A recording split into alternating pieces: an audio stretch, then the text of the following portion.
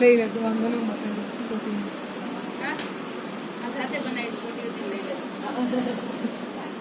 કોટી કરાવી નાખો.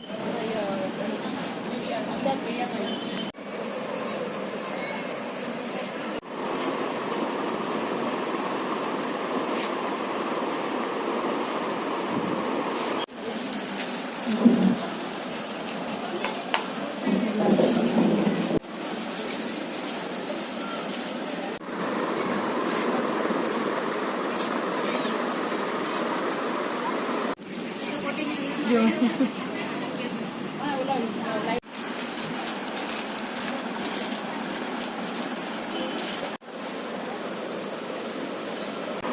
મારું નામ શ્વેતા છે, શ્વેતા કંસારા. હું માણેક ચોકથી આવું છું અને હું આ બિઝનેસ 4 વર્ષથી કરું છું. અને મારે બિઝનેસ જ્વેલરીનો અને સિઝન પ્રમાણે છે ને ચણિયાચોળી અને કોટી, પર્સ એ રીતે હું રાખું છું. અને મારો બિઝનેસ છે ને 4 વર્ષથી હું કરું છું અહીંયા.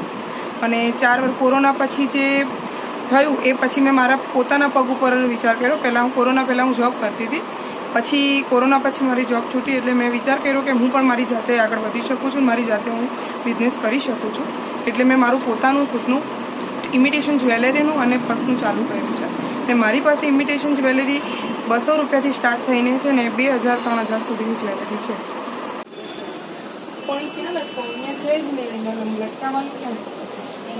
જ્વેલરીની અંદર અમારી પાસે છે ને 200 રૂપિયાની બેંગલ્સની સાથે બેંગલ્સ, નેકલેસ, પછી long set, short set, earrings, rings અને એની સાથે પાયલ, પછી કુંદનવાળી બુટી, કુંદનવાળા સેટથી માંડીને દરેક પ્રકારની વસ્તુ અમારી પાસે મળશે. પછી જેમ કે બ્રાઇડલ નેકલેસ માટે થઈને લાંબો અને ટૂંકો છે ને સેટ મળશે, તમારે પોંચા મળશે, દરેક સાથનું હાઈગોલ્ડ પાટલા, બધી વેરાયટીઓ અમારી પાસે મળશે. અને ચણિયાચોળીમાં અમારે અત્યારે જે નવરાત્રિનું કલેક્શન છે એમાં 9.5 મીટરથી માંડીને 12.5 મીટરનો છે ને ચણિયો, ફૂલ ઘેરનો ચણિયો અમને જોવા મળશે.